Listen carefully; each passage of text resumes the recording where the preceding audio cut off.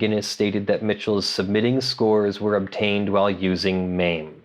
In this statement, not only did Guinness World Records assert that Mitchell's records, specifically his Pac-Man records, never were, but its use of the generalized phrase submitted scores also asserted that all his achievements were obtained while using MAME. These statements are factually false. This is a community-supported legal education channel. Find out how you can support our mission at the links in the description below. Now, Billy Mitchell has a Guinness Book of World Records, or he had a Guinness World Record for his Donkey Kong run, some like 1.5 million points or something.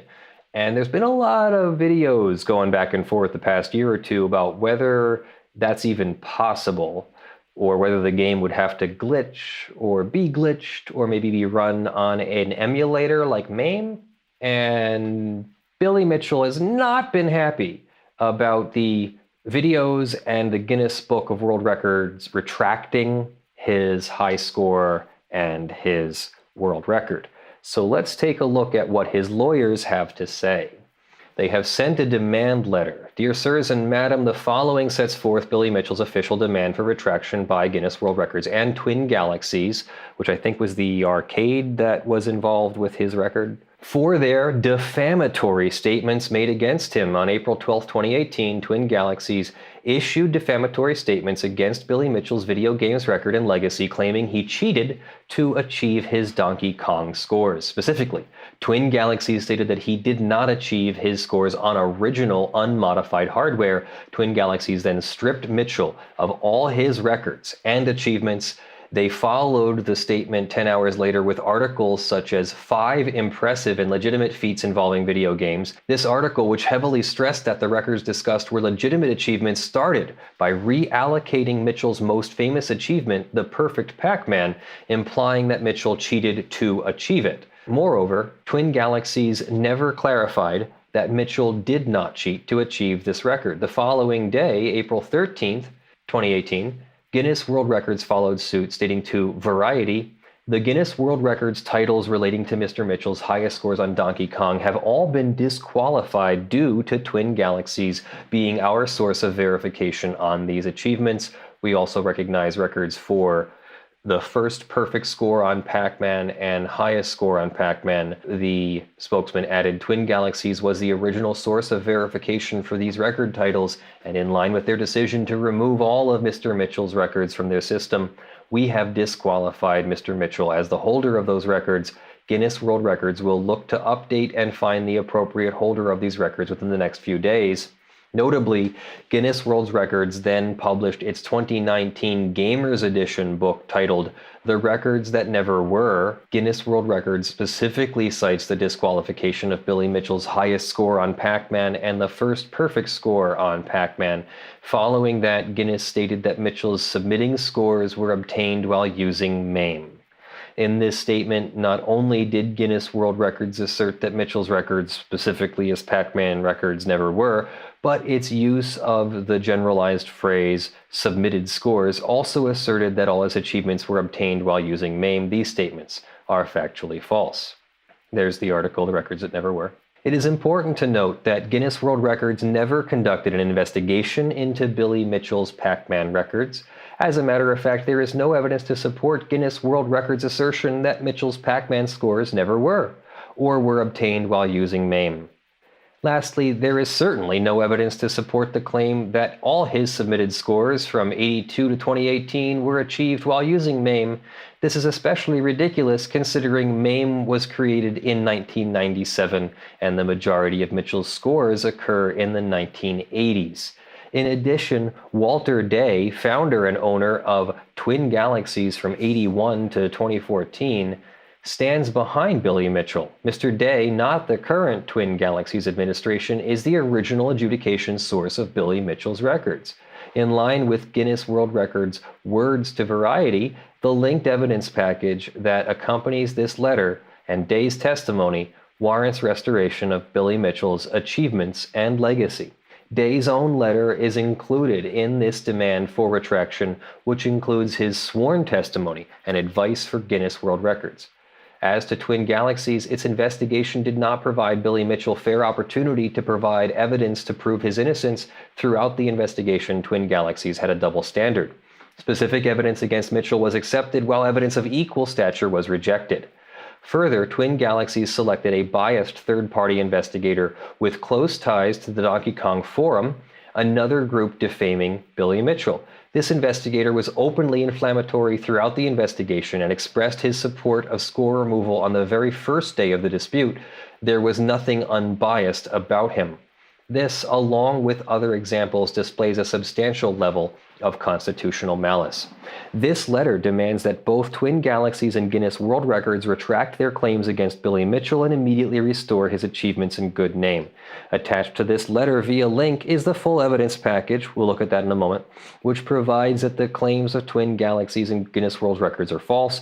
This evidence includes witness affidavits, documentation, scientific evidence, gameplay analysis, expert witnesses, Walter Day's letter, and the sworn affidavit.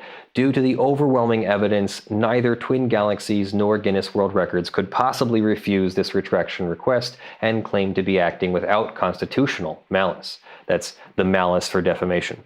This request for retraction is for all of Billy Mitchell's records. A partial retraction will not suffice.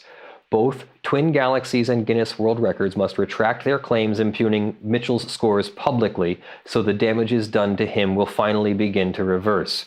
There was a press release against Billy Mitchell. There must be a reciprocal press release in his favor. Each corporation has a 14-day deadline to review the information and issue the retraction, or we will resort to legal recourse, our final option. We urge Guinness World Records to independently evaluate the evidence and not rely on Twin Galaxies, which did not force Guinness to make the defamatory statements. As such, Guinness World Records will be held responsible, and hiding behind its partnership with Twin Galaxies will be perceived as a refusal of this retraction request. Very truly yours, Manning and Cass, Elrod, Ramirez, and Trester. That's a weird way to call your law firm, to put the ampersand in there and then no commas. So I have no idea. So looking into the Billy Mitchell evidence package, there were a few things that really stood out that I thought you'd like to see. There's the report of Robbie Lakeman, an expert gameplay analyst. He says, "My name is Robert Allen Lakeman II, and I was brought in as a Donkey Kong expert to analyze the arguments against Billy Mitchell's allegedly suspicious gameplay and excessive luck in his 1,047,200 and 1,050,200 world record games. I have been playing the game Donkey Kong since early 2012 and continue to play the game for high scores and at live events. I have attended the Donkey Kong World Championships every year with the exception of the first. I am also the winner of the 5th and 6th Donkey Kong World Championships. Between September 2014 and March 2019, I have held the Donkey Kong Arcade World Record a total of 8 times and once took it back 6 hours after losing the title." In the threads and in daily conversation from players on Donkey Kong Forum, they stated that Billy Mitchell's gameplay was too reckless to finish a full game. They attributed those statements to strategies Billy was using during the time. They also made claims that the luck required to use those strategies in a full game would be too high, and save states would be needed to achieve these scores. I decided to study both of Billy's tapes for several hours one day and get a feel for how he was using these strategies in his game. I even went as far as counting how many times each strategy was used and played in an attempt to replicate the strategies to see if it could be done. The Billy Strat. During Billy's 1,047,000 game and 1,050,000 game, he would climb up to the third girder on barrel boards to jump barrels before climbing back down to grab the bottom hammer. This strategy has been named the Billy Strat since Billy was the only one to use that strategy in full games. That was the most reckless of the strategies Billy was using, and some said it was too risky to be used consistently. On April 21st, 2019, I decided to attempt a full game using the Billy Strat, along with a couple other strategies used in the 1,047,200 game. At Fun Spot Arcade, I played on their Donkey Kong arcade machine while Billy and a few others watched. At the start of level 5, I attempted to use that strategy on every barrel board. Here is what I found. In a full game, I successfully used the Billy Strat a total of 43 times throughout the entire game and did not have a single death as a result. I successfully jumped 74 total barrels on the third girder before climbing back down to grab the bottom hammer. The 43 times I used that strat was actually more than the both 1,047,200 game and the 1,050,000 game combined, and the 74 barrels I jumped was close to the 77 barrels Billy jumped in his 1,047,200 game. Even though I died on level 4, where a restart of the game would usually be done, I still played out a full game with this strategy and even had a spare man going into the last stage. I even added the strategy of grabbing the Pearce on rivet boards at the start of the stage and didn't have a death as a result of that either. This game was successfully completed on my third attempt of that day. I can easily conclude that a full game using those strategies can be successfully finished within a short time. On the excessive luck issue, the next argument I analyzed was the astronomical luck the Donkey Kong Forum community pointed out in Billy's 1,050,200 game. They analyzed how many points from blue smashes Billy totaled compared to the rest of his score. They also counted how many blue smashes on each screen and his total average per blue smash. Since Billy was specifically going for blue smashes in that game, I decided to see if I could once again replicate his gameplay at Fun Spot. This is what I found within a few hours. On April 26th, on my second attempt, I was able to score 1,095,600 specifically going for blue smashes, and even sacrificed a spare man on level 21.5 just like Billy did on level 21.1 in his game. Billy's pace in his game was roughly 11,000 points higher than mine, which was mainly attributed to Billy having a higher score after level 4. The pace for levels and averages for each screen were relatively the same. To make the scores as close to accurate as I could within a couple credits, I took my level 21.5 sacrifice and applied it to the beginning score of level 21.1 as if I sacrificed the spare man and killed the game off on level 21.1. My score was less than 10,000 points lower than Billy's at that point, which was mainly from being behind at the end of level 4. I tallied up all the blue smashes and compared to the numbers that were on the Donkey Kong forum in the dispute thread. I had a total of 356 blue smashes after the level 21.1 sacrifice, and Billy had 380 according to the Donkey Kong forum. Our smashes on the pie boards were almost identical, but I still had 2 less smashes than Billy. On the barrel boards, I had close to no fireball smashes with the top hammer, which explains why I had fewer blue smashes on barrel boards. The rivet board is the only real big difference between our games, but Billy was more aggressive with his smashes on the left side. Since this was only my second credit, I am positive I would be able to match these smashes with more attempts. The main argument I really tried to research was the percentage to actual score that the Donkey Kong forum was using against Billy. They claimed that the amount of points from blue smashes was too high compared to his actual score. My total score for the game after the level 21.1 sack was 1,041,600, and 174,700 points of that was from blue smashes. My percentage of blue smashes to total score was 16.93%, which is very comparable to Billy's 17.7% in his 1,050,200 game. Based on my findings, within 5 total credits of gameplay, I have found that Billy's excessive luck was not excessive at all. 2 of those 5 credits were near reproductions of both Billy's games. Billy's suspicious gameplay and reckless strategies did not seem to go against me in such a small time frame. That is based on the fact that Billy understood how to use these strategies with his knowledge of fireball behavior. All I had to do was closely study his gameplay and use my knowledge to reproduce his strategies based on what the fireballs were doing. Billy had been playing the game for 20 years during these games, and I had just started figuring out some of this knowledge after playing for 7. The blue smash to total score is not a valid argument when it comes to analyzing Billy's astronomical luck of his 1,050,200 game, since I was practically able to recreate it within 1% in very few credits. On another note, Billy did not use the Billy strat as much in the 1,050,000 game. He would only use it if the sequence of barrels and fireball behavior lined up for it to be used effectively. Also, he bailed on the Pearce grab for rivet boards. The 1,050,000 game had a significant improvement in strategies and gameplay as opposed to the 1,047,000 game. The argument for Billy risking the danger zone with Donkey Kong throwing wild barrels is also invalid. He actually noticed and avoided it on level 13.5 in his 1,047,000 game. It shows that he does look for that possibility during his games. It is also something I constantly risk in my previous and current world record runs when I am pressing for points. I am aware of these risks when I take them, and sometimes I go a full game without losing a life, and sometimes I lose multiple lives from it. That risk is just part of past and current world record gameplay, and multiple players risk that kind of death. I wouldn't single out Billy's games for that reason. After reviewing Billy's gameplay and reproducing similar games myself, I can honestly say that this is legitimate gameplay. I base this off of what I was able to create myself in such a short amount of time and watching Billy play live at the Donkey Kong World Championships. I can attest that these tapes are of Billy playing and that I do not see a reason why Billy would need to use MAME or save states to film both games with this style of play. Robert Allen Lakeman II declares under penalty of perjury under the laws of the states of California and New Hampshire that the foregoing is true and correct to the best of his knowledge. And that was signed on 5/11/2019.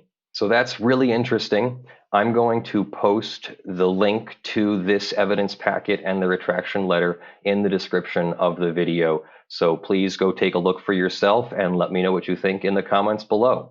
So that's our show, everyone. Thank you for joining me. I am Leonard French, your favorite copyright attorney. Joining me in the studio is Lucy Cat, who is having a nice nap on her perch there by the window. Thank you to our supporters on patreon.com/ljfrench and sponsors.com/law. You are what makes this channel possible. YouTube is continuing to demonetize our videos. Our revenue is down 28%, even though subs and watch time and views are up about 6 to 10%. So that's something crazy there, that our views would be up and our watch time would be up and our subs would be up, but demonetization is causing our revenue to be down.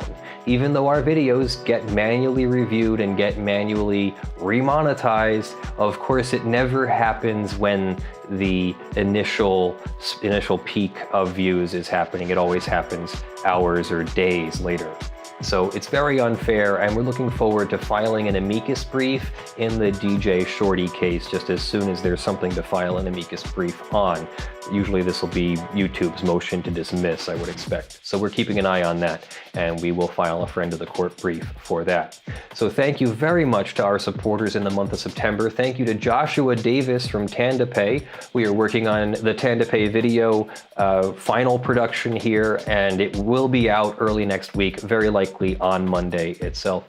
Thank you very much to Joshua Davis and TandaPay for your support in the month of September.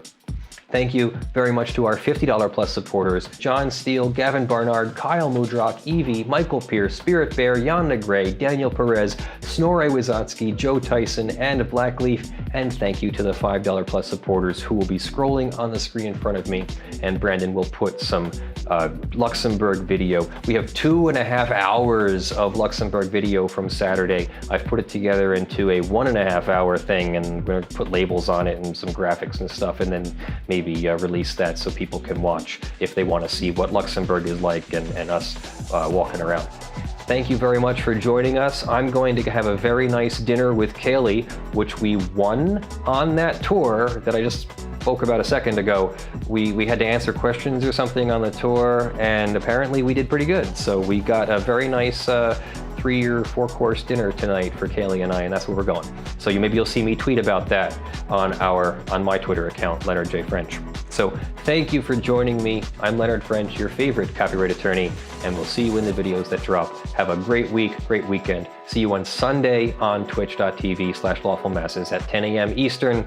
If there's a problem with that, I'll move it because Kaylee's father is coming to visit and maybe we'll be spending time with them, but I will try to do the show anyway. We'll see how that works out. Love you all. Have a great one. Bye.